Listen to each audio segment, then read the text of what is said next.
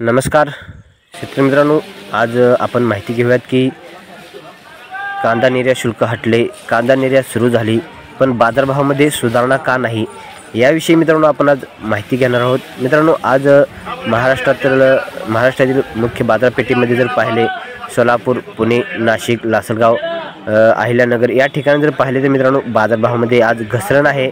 तर मित्रांनो, निर्यात शुल्क तर हटले आहे, निर्यात तर होते असं म्हटलं जाते, पण खरंच मित्रांनो निर्यात सुरू आहे का, त्याच्यावरचं निर्यात शुल्क जे होतं ते रद्द झाले का आणि बाजारभावामध्ये का घसरण झाली मित्रांनो याविषयी आपण आज थोडक्यात माहिती घेणार आहोत।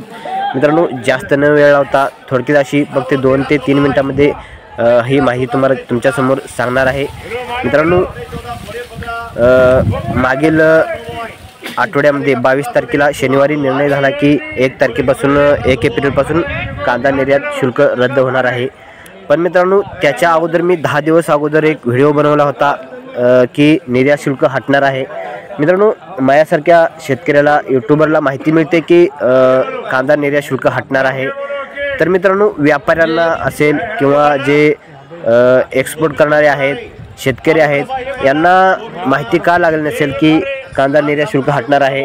तर मित्रांनो, शुल्क हटणार आहे याच्या माहिती अगोदरपासून काही व्यापाऱ्यांनी माल स्टॉक करण्यास सुरुवात केली आणि 22 तारखेपासून शनिवारपासून शेतकऱ्यांनी कांदा बाजारामध्ये आणण्याचा खूपच कमी केला, आवक स्थिर झाली होती आणि मित्रांनो शेतकऱ्यांनाही भरपूर असा स्टॉक आपल्या शेतामध्ये करून ठेवला आहे।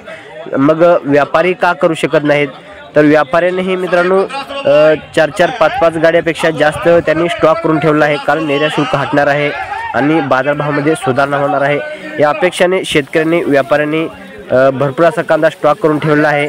आणि मित्रांनो, बॉर्डरवरतीही भरपूर व्यापाऱ्यांनी माल एक्सपोर्टसाठी तिथं नेऊन स्टॉक केलेला आहे। पण मित्रांनो, खरंच निर्यात सुरू झाली आहे का, तर मित्रांनो या स्टॉकमुळे शेतकऱ्यांनी कांदा थांबवला, व्यापाऱ्यांनी कांदा स्टॉक केला, त्यामुळे पुढे कांदा मागणी कमी झाली। एक म्हणजे शेतकऱ्यांपासूनही कांदा थांबला आणि व्यापाऱ्यापासूनही कांदा थांबला। पण मित्रांनो, बाजारभावामध्ये घसरण का झाली, यामुळे मित्रांनो घसरण झाली की सर्व व्यापाऱ्यांपाशी सध्या स्टॉक आहे, मागणी नाही आहे, त्यामुळे सर्व स्टॉकमुळे कांदा बाजारामध्ये स्थिरता आहे, काही ठिकाणी घसरण आहे। तर मित्रांनो, आता पुढचा विषय आहे निर्यात शुल्क हटले आहे, निर्यात होत आहे का।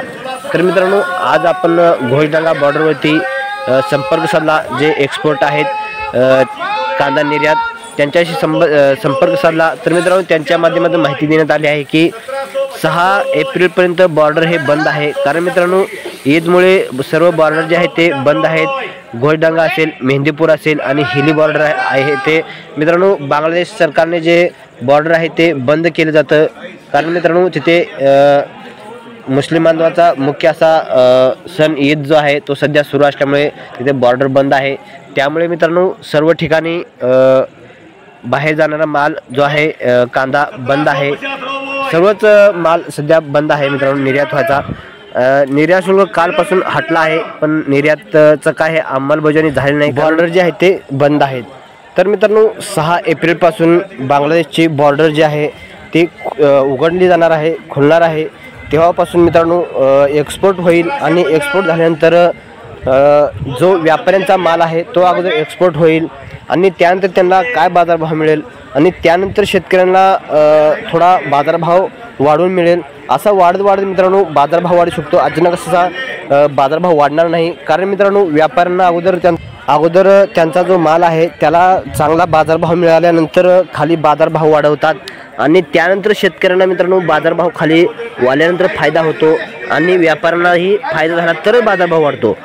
तर मित्रांनो 6 एप्रिलपासून बॉर्डर खुलल्यानंतर पाहूयात बाजारभावामध्ये सुधारणा येऊ शकते का। पण मित्रांनो, शेतकऱ्यांना सध्या एक विनंती आहे की बाजारामध्ये कांदा घेऊन या, टप्प्याटप्प्याने घेऊन या, बंद करू नका आणणं, कारण मित्रांनो पुढील काळात कांदा आवक वाढू शकते, कारण उन्हाळ कांद्याची काढणी सुरू झालेली आहे, त्यामुळे आवक ही वाढू शकते।